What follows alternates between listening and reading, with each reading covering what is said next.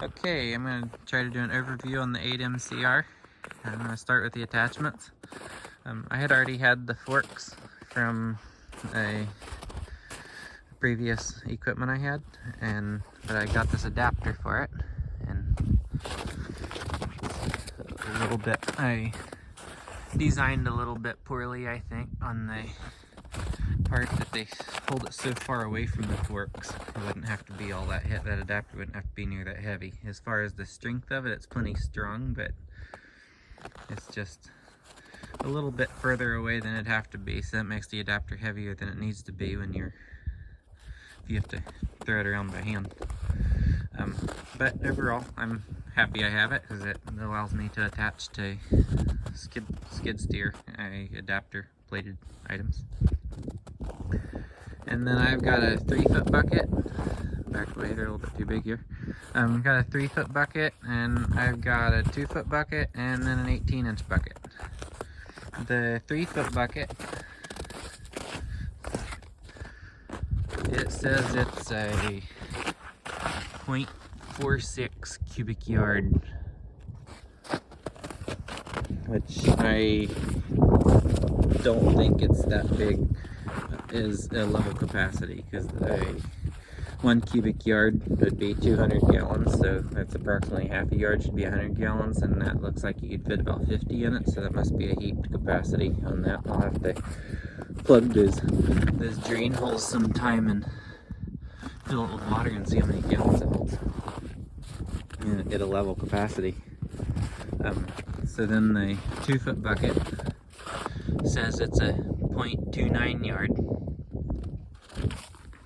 And then the 18-inch bucket, of course, would be half of the 3-foot, or pretty close, because it says it's an 18-inch bucket, and the 3-foot actually says it's 2 feet 11 inches. Give it a measure here on the inside. 15 3/4 inches on the inside. The 3-foot bucket is 33.5 inches on the inside, so it's actually twice as big as the outside dimensions of this. 18 to there. On the teeth, it's 18 inches. So, it's got to be a little bit less than half the size of the 3-foot. The length and the depth of them are really about the same. They look identical when you look across the buckets there. And they didn't have a cubic size on this one. They have the data tag, but it's missing on the cubic meters, where it's got it on these over here. So you can convert that over to cubic feet if you want, but it's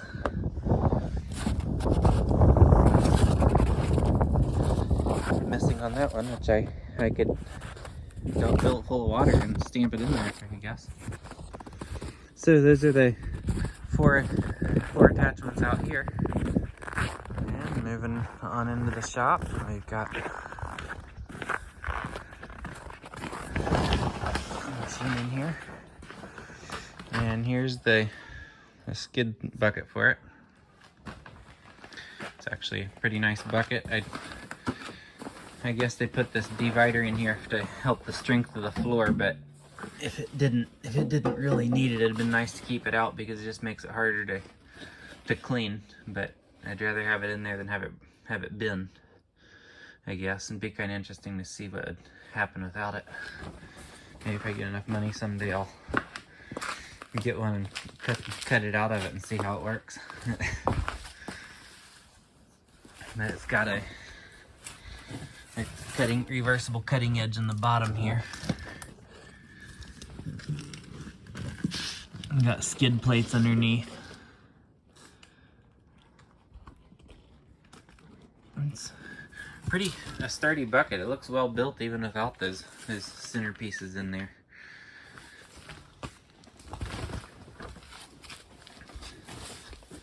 And you got the double rollers here on the end of the bucket. They're pretty stiff to turn right now. Of course, it's cold out here. It's about 12 degrees. I was hoping 12 degrees would feel warm after coming up from 27 below, but it still feels cold. And we've got the data tag on here, which gives the cubic meters on that, which is approximately 0.7 cubic yards, I believe. Yeah, it's got a tag there, says 0.7. But overall, the bucket's pretty nice. We have the measurement of this is 82 inches if you go to the furthest point here. 82 inches wide. The blade is 82.5 inches wide, or 82 3/4 inches wide. And the disappointing part is when you get to the tracks, they're wider than that. So if you're to dig a channel into some sticky dirt, you're gonna find that you're not gonna quite fit in the hole that you cut out. So my tape's a little bit destroyed here. It likes to twist on me because it's been stretched on one side.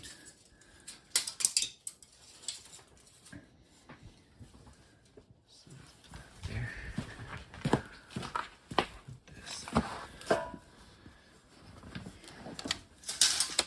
And we are 83.5 inches. So it's 1.5 inches wider than the bucket is, 1 inch wider than the blade. But with the reach of the boom, you can go out ahead of yourself a little bit and actually not even have to go into the trench that you just cut out like you would a skid steer. So that's I'm sure that won't hinder me too much. Something that I did notice is this boom is a lot heavier than my previous excavator. I had an EC55B Volvo mini excavator. Is a 12,000 pound machine, and this is a 16,000 pound machine, so I'm not sure how it would compare to the 12, but this boom is definitely a lot heavier, which is one reason why I only went down as small as an 18-inch bucket, because the smallest you could get is a 15 for it to even fit in the same trench that you're digging out. And it looks like that would just barely clear your hydraulic lines. So an 18-inch bucket would actually give you enough clearance for you to fit down inside your ditch. This is something I haven't checked yet. I was wondering how an 18-inch bucket would work if you went down in this deep. Half would be 9 inches out. I don't know why the camera's not showing it right here, but let's not have the angle right. But it's actually 10. There we go. 10.5. So this wouldn't fit into the ditch of an 18-inch trench. So essentially, once you get up to there and into this far, you're going to pretty much have bottomed out your dig depth. We measure from there. About 2 feet.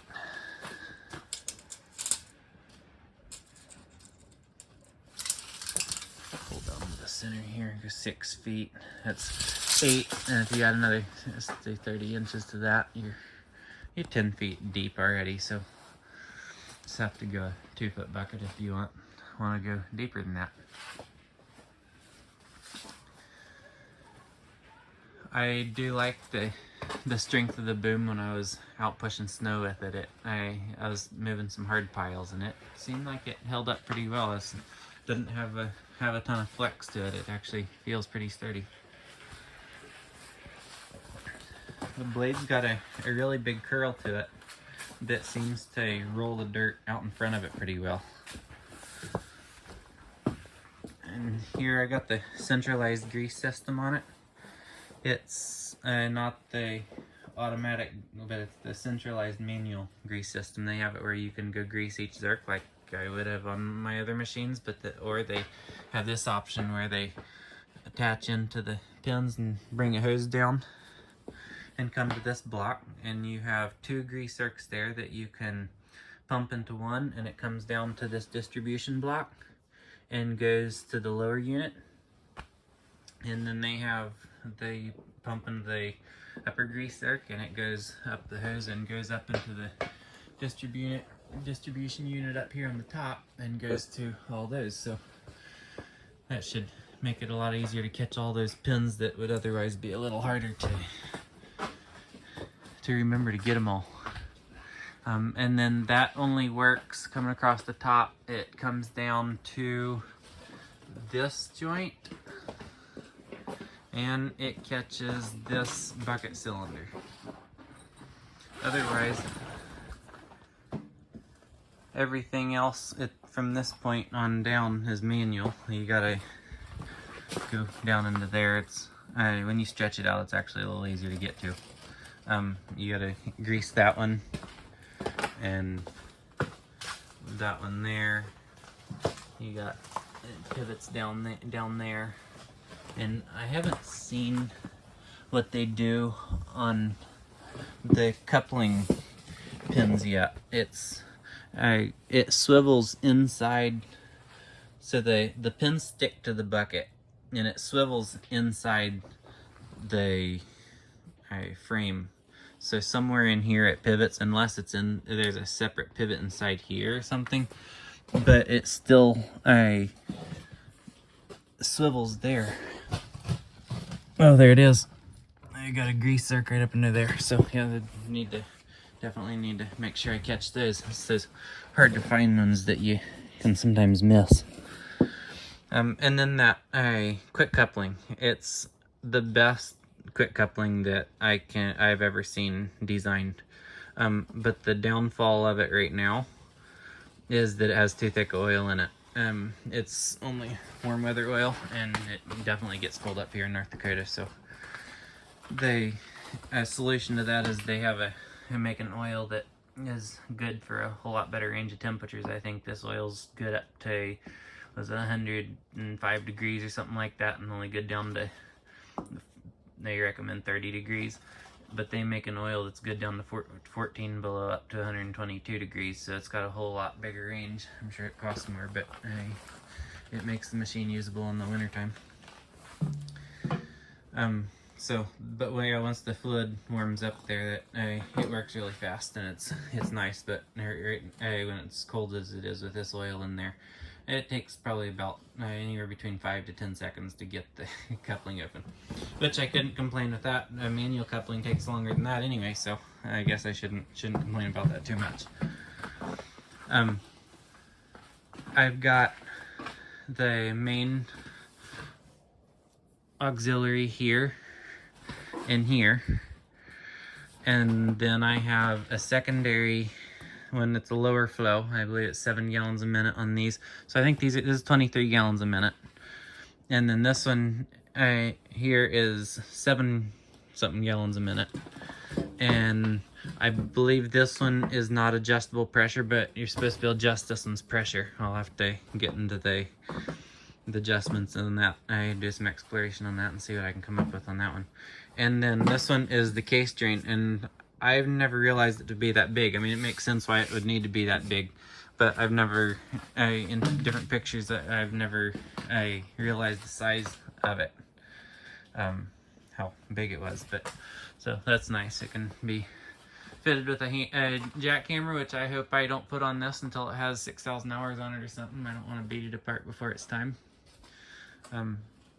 Preferably buy an old beat up excavator and put a hammer on it if I need to hammer. But you know, if I need to, there are other attachments that use case drain that I could end up using on it, but definitely a nice option to have on there.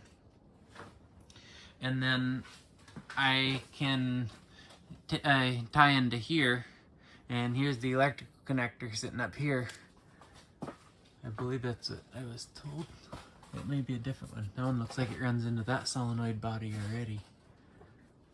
But I was told I could tie into here and run a third auxiliary down, and that there was a wire up there that was already pre-run for it.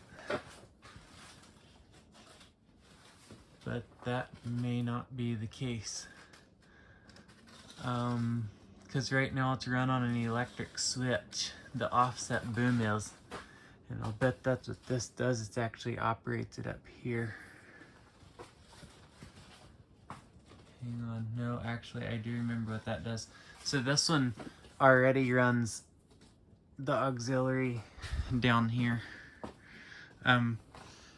So this one is set up with the secondary auxiliary, and you get the choice to either run the swivel offset boom cylinder or that secondary auxiliary, and this would switch between them. So this would come out, go into this cylinder.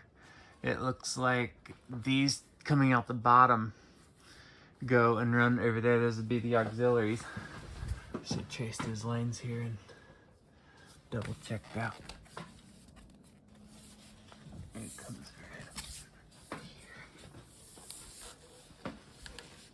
here. And down, yep. So that comes out the bottom for the auxiliaries. And then these two, I'm sure, would go back to the machine. This would be the incoming and outlets.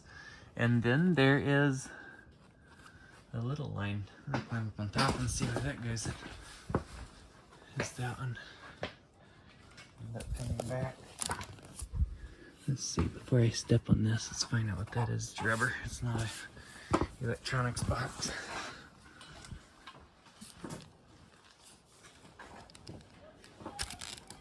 So we've got that little line goes forward.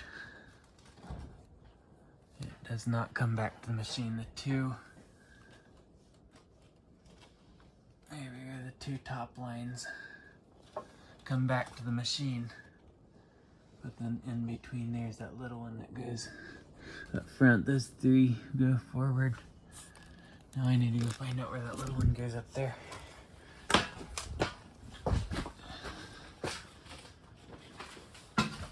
So it runs with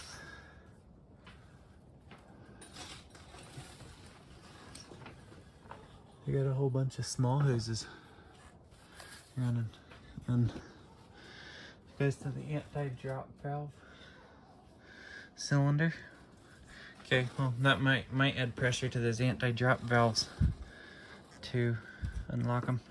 Not sure. I'll have to do some more tracing on that. We'll get back to things that I observed on it as opposed to the things I don't know yet. So it has the 4 anti-drop valves on it, which will be nice if those keep it from bleeding down, because then I can leave it holding up my material without it bleeding down on me. The blade, it's got an anti-drop valve on it also, and it's got grease zerks. You have to grease those independently from the centralized system. So the centralized system does cover the turret, the ring gear in there for greasing that. I wish I could find me some bar checks for this, some bar lugs. These were decent in the snow. They're a whole lot better than sea lugs, but it'd be nice to find me some bar lugs at one point.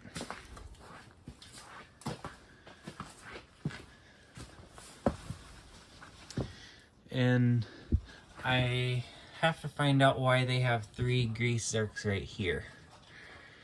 Because if I open up this compartment,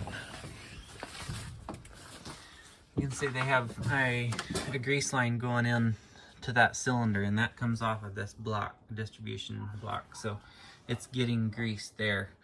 I'll have to find out why they have that. They didn't say that in the manual, so I have no idea why those are there. I don't know if that's like a first time lubrication, or if you're supposed to grease them too. I'm gonna need to get a hold of the dealer and see what if they have any recommendations on that, or if they can check the factory and see what they did that for.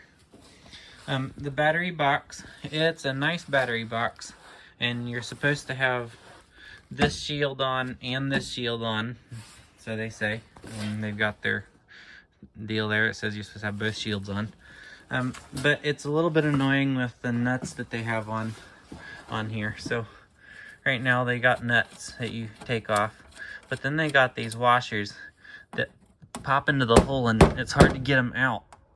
And this box has to slide up. But it can't slide up because the washer is sitting inside a hole, in indentation in the middle. And you gotta pop that out. So I wanna weld those washers to a wing nut, and then I can get my battery box off a little easier, because that's just not very serviceable there.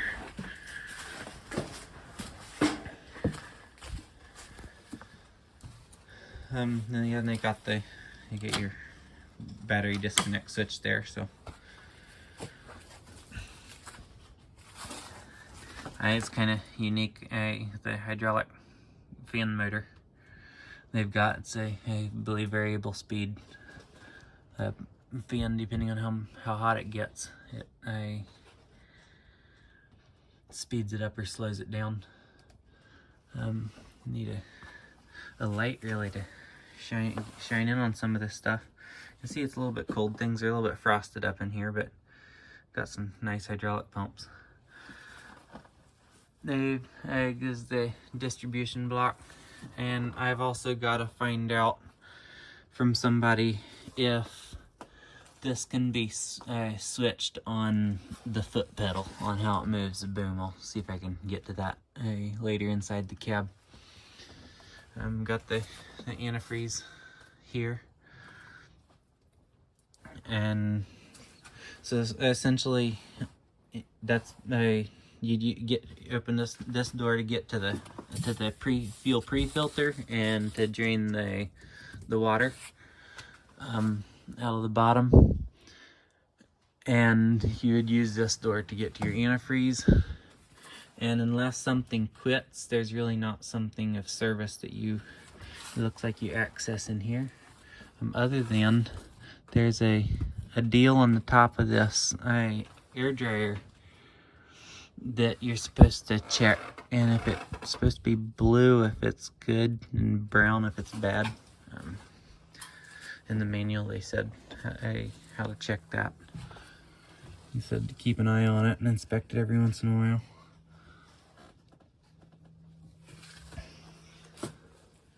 And then you got the battery. So it's got some thick foam insulation on the cab to dampen the noise. Someday I've got to find out what all these wiring harnesses do that aren't going to something. What option did I get shorted?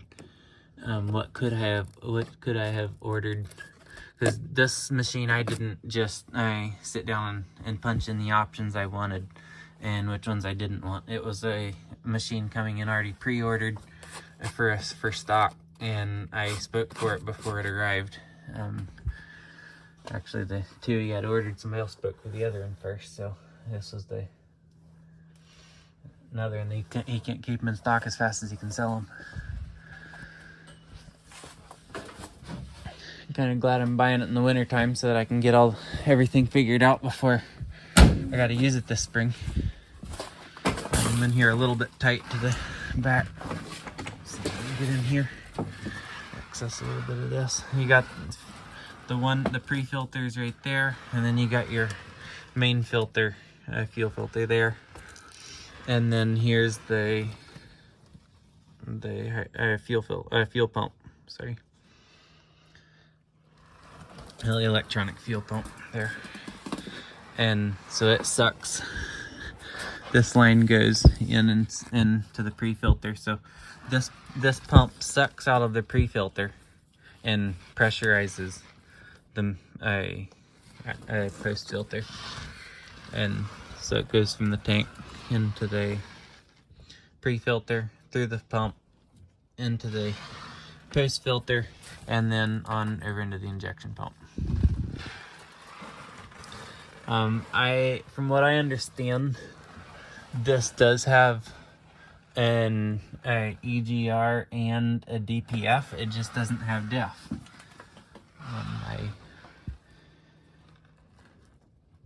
I'm glad that it doesn't have DEF. I just hope the DPF doesn't give me any problems, or too big of problems.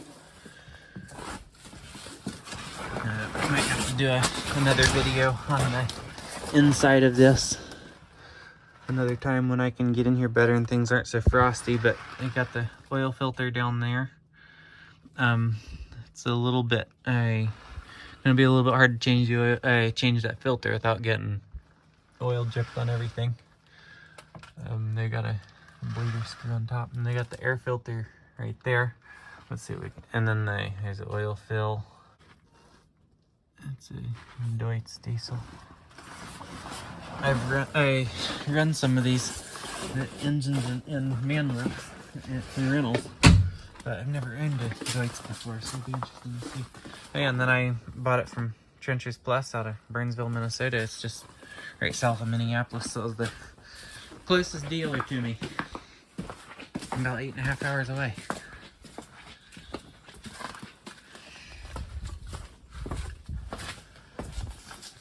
But I am very glad that he was willing to sell one so far away, because there wasn't anybody else to do it. And I wanted one. Okay, this door is lockable. And that opens up and gets to the fuel. And this would be the fuel gauge. I'm having a little leak right here. I'll have to get that fixed and see if I can figure out why it's doing that. And they have a little sight glass in here so that you can tell when your fuel's full, because they don't want you to fill it all the way up into the neck. Let's open this up here, see if I can see down in there. It's down about right there is where you could fill it up to if you were filling it just looking inside. So you'd have it full up to right there, which would then be having fuel pressured up against the gauge. They want you to fill it up to the sight glass here, and then I stop.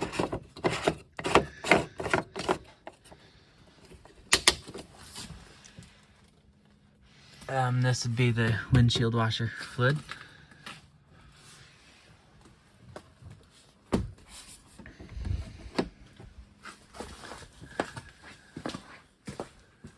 And I don't have enough room up here to open my door there, so I get in through here, which I think this is really neat. My Volvo excavator had, the front glass comes over top just like that, but the bottom glass was in there to where you could pick it out and set it somewhere. This one's a whole lot better. I think other companies do this now too, but you can actually take that bottom one up. Let's see if I can get in here and show you.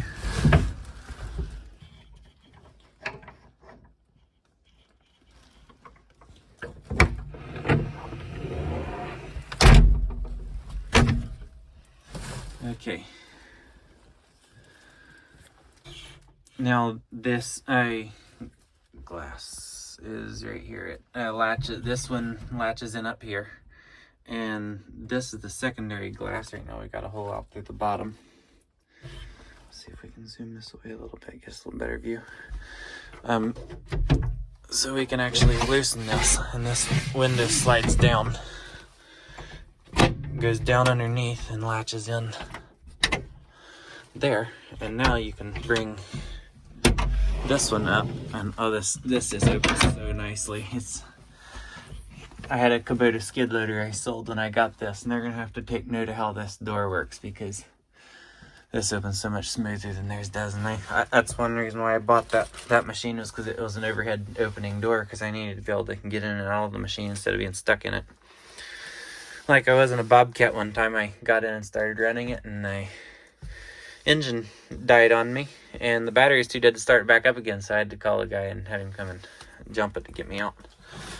So I've never appreciated those doors that you can't open when the skid loader booms up a little bit. But so I went for the overhead door. Well, this is overhead door perfected, and you can leave the bottom glass down there under normal cases, but when then it gives you that full view and the option to be able to get out through the front if you need to, like in this case where I'm blocked in. So I will see if I can, it'd be nice if I could set this down somewhere where you could still see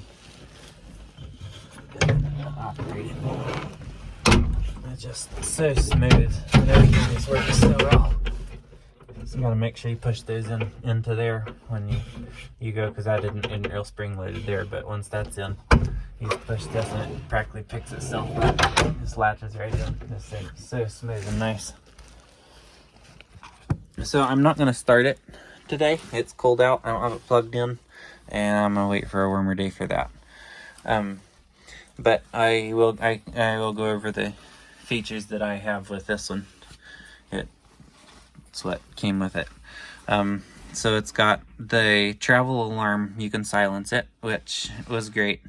I think we might be upside down here. There we go. So if you want your travel alarm to work, it will work, but it runs both in forward and reverse. Anytime you move the tracks, the alarm comes on. When you turn it off, it stays off. And when you start it up the next time, it defaults to whatever you had it on last, so it doesn't always come on. So that was a great feature. I really like how they did that. I haven't used the cruise control. You can set to where it won't go too fast. It's supposed to be able to go a slower crawl. That'll be kind of interesting to try sometime. It's supposed to be able to be actually set within the computer monitor using this as your navigational tool. I have gone and set the time and used that, so it's pretty user friendly. It's pretty easy to figure out, and it was easier for me to figure it out than it was reading the manual trying to figure out how to do it after I had already done it. So this one here would be to turn your hammer on if you're using the steady flow. This one's supposed to be a load alarm. I've got to play around with that. Rotating beacon light, I've not played around with that. I guess it's to lock your boom functions out, which you can lock I'll have to actually do that, because in the manual they said it would lock your functions out, which turning this to that mode would also lock your functions out. Or pulling this, because this would be an operating mode, pulling this up would also lock all your functions out. So I got more ways to lock it up for safety if you're talking to somebody and you'll bump something accidentally. It's got forward lights, so you have to push it once for your front lights. You push it again for front and rear lights. You push it again for rear lights, and then you push it again to go off. So if you want the rear on, you have to cycle through the cycle, essentially, to go from off to off. It's 4 times. Then this one is an accessory light, and it's not on here. I really like when on some mini excavators where they install a light right up under there on the boom. And so I want to take this whole area right here and install a bar light right there and hook up to that switch, because that switch is on here. You push it and it clicks. So the switch is underneath there. It's not just a vacant button. And that has to run to a wire somewhere that just has to be plugged into. So I've got to trace that down and find it and add me a light up there, because that is really nice having a light there, and that's really well protected up in that cavity. And then we have the washer and the wipers, and then the auto idle. And the auto idle feature is really nice. You can turn it off to where it doesn't auto idle. I do like the auto idle. They can set it anywhere from 1 second to 10 seconds. And I had it on 7 seconds, and then I went to 5 seconds, somewhere in between 5 to 7 seconds. I like 10. At that point, I feel like you might as well just idle it down yourself. And any sooner than that, it idles down while you're in the process of using. So for me, 5 to 7 seconds, somewhere in there, is optimal. So I'll find that out exactly where I'll have it set later on. But I do like the auto idle feature. It's pretty nice. And then we have the selection of the backup camera and the side camera. I do have a side camera option on this, which is actually nicer than I thought, because when you pick the boom up, it comes back alongside of you and blocks your view off right here. And so it is nice to have that, and plus you can see your track going along side of something. Hopefully I'll get some videos on more of that stuff in the future. It's got a really good heater in it. I haven't tried out the AC. I don't need to. It's a little bit too chilly out here for that. But the heater, it has vents here, and there for blowing your windows and the front. It has one back there. You can swivel to either the back window or the side window. And it has one back here on this side for blowing at that window. So it's got a really good air circulation. It's got a powerful fan in it. It moves a lot of air. It heats up really well in here, so it's definitely a nice cab. It's a lot smaller than I'm used to. The Volvo cab was bigger, and the Kubota cab was definitely bigger. So it's a little smaller cab than I'm used to, but it's plenty good for me. I have no problem fitting in here whatsoever. So it's pretty nice and compact. Come over here on this side. What switches I have here is the quick connect. Pull that switch back to run the coupling, and then you can silence the alarm for when the quick coupling's disconnected if you want to. And then this switches the bucket mode back and forth to which direction the bucket goes with this joystick. So if it's on one way, you'd roll it back this way, and if you flip the switch the other way, you go that way and it would roll it back. And something I had wondered before I bought this was, when you turn it to skid steer mode, does that automatically happen? No, it doesn't. That selects between which hydraulics it runs. This lever runs the adjustable boom cylinder, and then this runs the bucket cylinder, whereas otherwise it would operate like an excavator. And you still have to switch this switch to get that to happen. So if you turn on skid loader mode, you definitely have to go one way. You turn on excavator mode, you go the other way. Sometimes you're running it like an excavator, you still may want it to go the other way if you swivel your bucket around the other way. So that you have to run that switch to how you want it to run, not that one. You have to run this one. And then this one links your dipper cylinder to your adjustable boom cylinder. And I find that handy when I am running in excavator mode. So I actually prefer excavator mode over skid steer mode. I don't think skid steer mode has a whole lot of advantages for me. Running in excavator mode, you have a whole lot more features with the machine. It actually makes it usable. But the why I like connecting the two together is because you have your feet running the pedals, and this I run SAE controls, so this would be my boom cylinder. I've got my swing, and I've got my boom up and down, and then I've got my track forward and backwards, and then over here I have my bucket and my dipper control. Well, down here is a pedal that would run your adjustable boom. Well, I can't be tracking and run this pedal at the same time, hardly. I mean, that would be pretty complicated. So connecting those two together gives me all the controls I have there.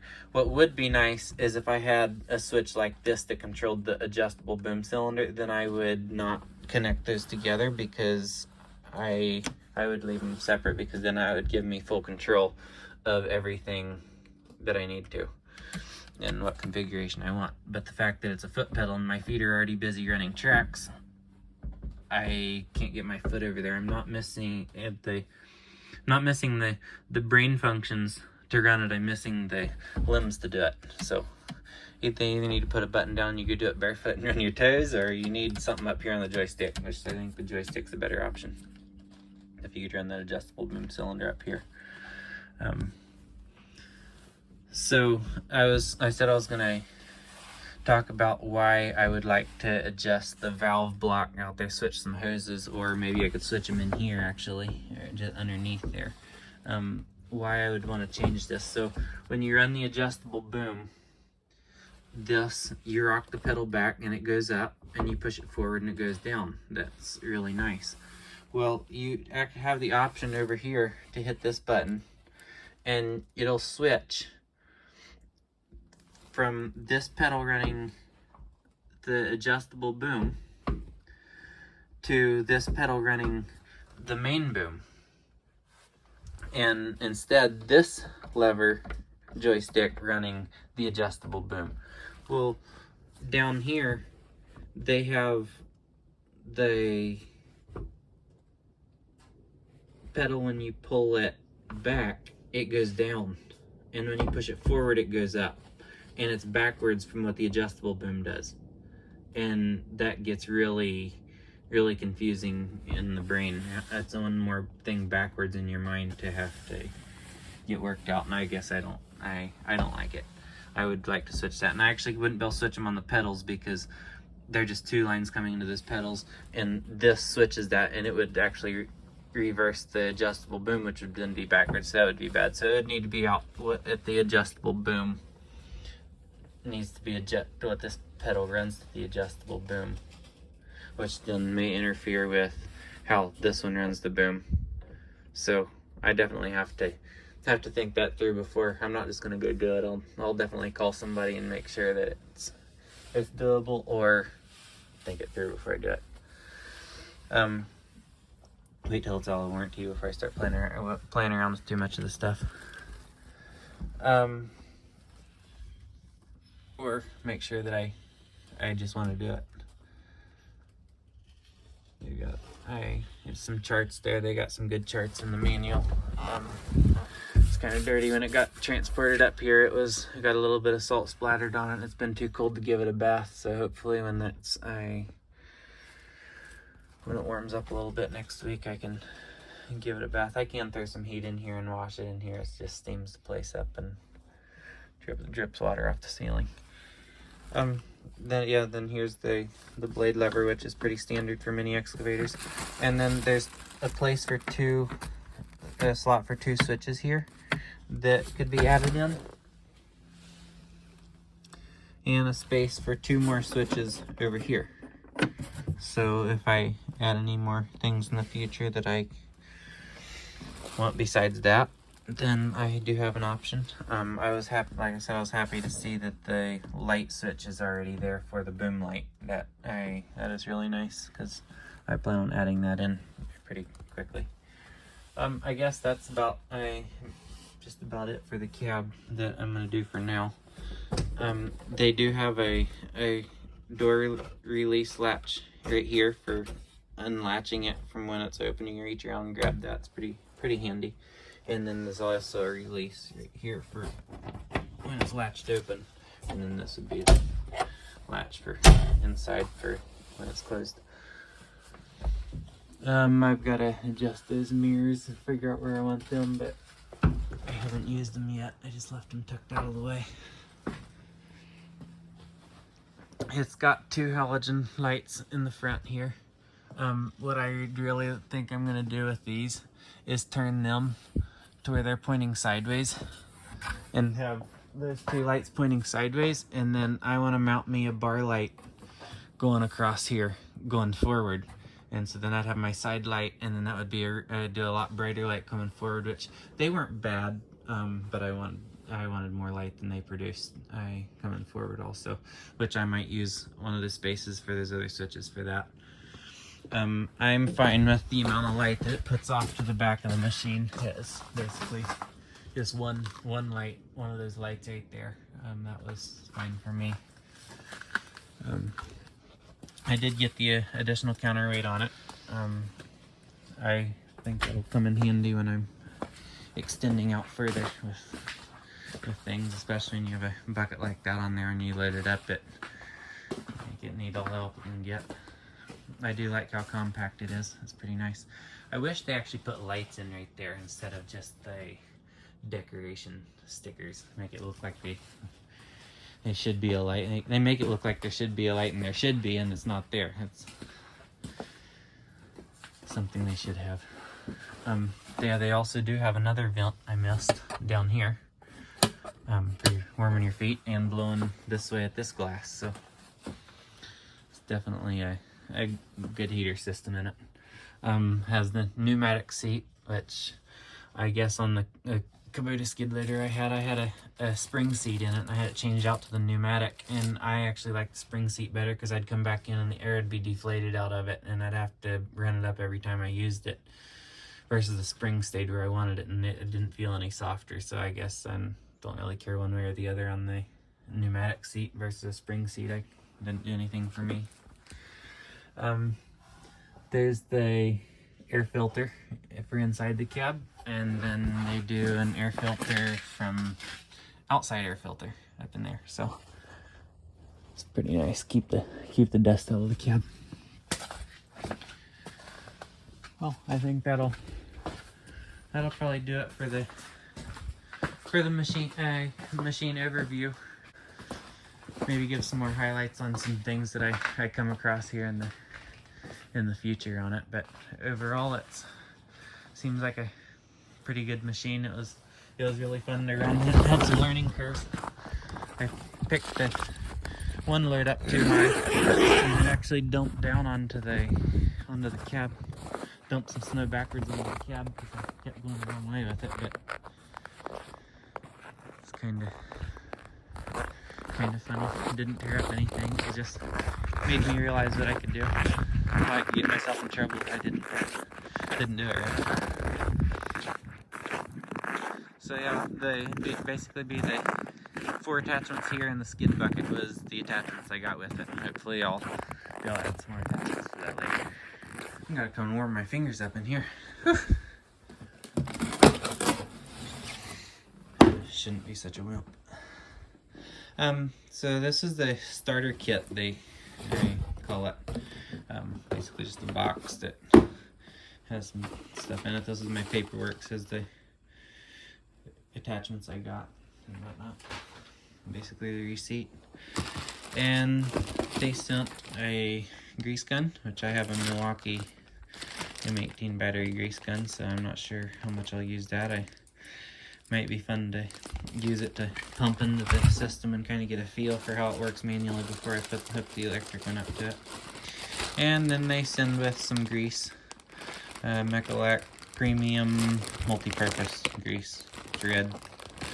I wonder how it compares to Lucas red and tacky. I like to use that stuff on the other machines I had. So I sold my Volvo excavator and it was a EC55B Pro, and I sold my Kubota 95-2 skid steer and bought this, and I will see if I made a good choice or not. But anyway, here's the operator's manual. I read this through already. Had some good information in it that would have taken me a while to figure out on my own. A lot of it I already knew just from looking the machine over. It was pretty easy and self-explanatory to me. But there were a few things in there that was nice to know, kind of like where the hydraulic oil was, the hydraulic filter, I mean. It actually goes down through the top of the tank, not hanging down somewhere where you can get to it. But yeah, some good information. Definitely worth reading. Here's the safety manual. Hopefully it's common sense. And then they have a service record tablet here. And then they've got let's see, this should be in this order more. Got the operator's manual for the engine. I have not read that yet. I would like to. It would be kind of nice to see what they say. See if I can pick up even 1 or 2 tips out of the whole book would make it worth it. To help it last longer and take better care of it. And they have a parts catalog, spare parts catalog. It gives you a breakdown of the parts. Hopefully make it easier for ordering spare parts for it. And they also have a spare parts catalog for the main unit. So we'll go ahead and open this up. Not actually look. I haven't paged through this one yet.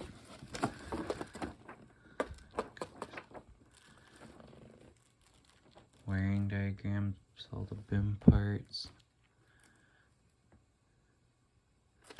Yeah, that is pretty neat. It's all, I got a lot of breakdowns in it.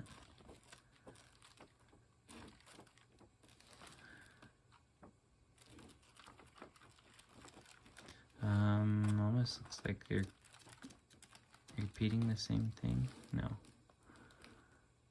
Okay, it's just the different languages are throughout the whole thing. Let's see how they do this. Okay, yeah, everything is all 3 languages are all in the same page, so yeah, there's not multiple sections to it. That's something interesting. Yeah, there's multiple languages in some of this stuff, but in the owner's manual, it's actually in English, which is nice. They're sending it. The ones they're sending in North America, they're actually just English, and I like that a lot because it makes me not have to plow through so many papers just to find what I need. They send it in another country and send their language. Works great for me. Then this is a little tool bag. The majority of this stuff is all made in China, which is kind of a sad reality, but that's kind of what most of the stuff ends up these days.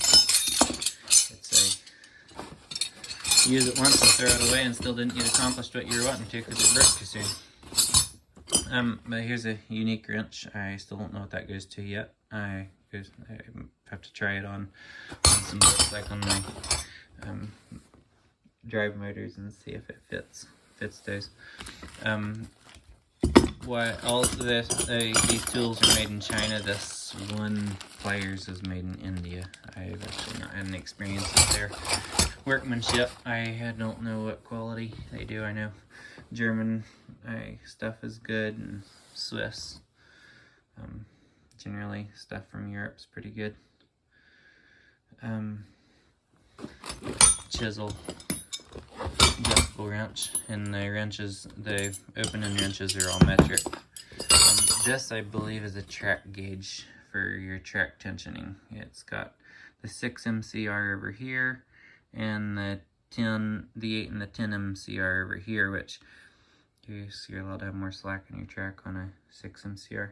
I may be wrong on that, but I think that's a track gauge. I should measure that. Actually, I have a tape, because when I read in the manual, it was something like 1.8 to 1.52 inches.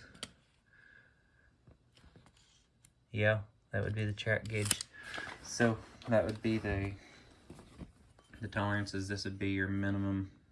That'd be as tight as you want it, and this would be as loose as you want it. So I'm going under the middle roller to the track when it's jacked up on the bottom side. And then this would be the 6 MCR, which should have a bigger tolerance. It needs more slack to it. Kind of a unique screwdriver. Got a place for a socket on the front. You can put a wrench in the back. But if it doesn't say China on it, but if it's made in China, it wouldn't do any good to have that, because the tip would break off of it anyway. So see how that works. China hammer. But sometimes they come in handy to have these little tool kits, especially if I can find a place to put it on the machine. And then this is the last box, and this has the rotating beacon in it, which I don't have on it because I need the clearance over top, and I don't want to break it off. Most of my work's in the country, and hopefully I can keep it nice. If I end up doing work in town, which I do once in a while, I can throw it on. It looks pretty nice. It's got the plug inside. If it'll focus. There you can just kind of see it. Got the plug inside where the electrical connectors plug together, and it's got a little rubber cover up there right now. You just pop that off and stick this on and tighten it up with a wing nut, and you have your rotating beacon sitting up there. So yeah, stick it back in here and keep good. So that's the starter kit that they send with. I need to get me a bunch of filters, you know, like fuel filters, 2 fuel filters, a hydraulic filter, and some extra fluids and stuff ordered for it, so that I have those on hand for when I need to change them all, so that I don't get too late on servicing, because that's one way that the service gets forgotten, is if you don't have the stuff on hand to do it when it's time to do it, you get it done. So yeah, I'll put all this back together and wrap up this video. I hopefully make some more videos here in the near future of it. Going through some of its running it, and get some good videos of just good performance videos on it. We'll catch you later.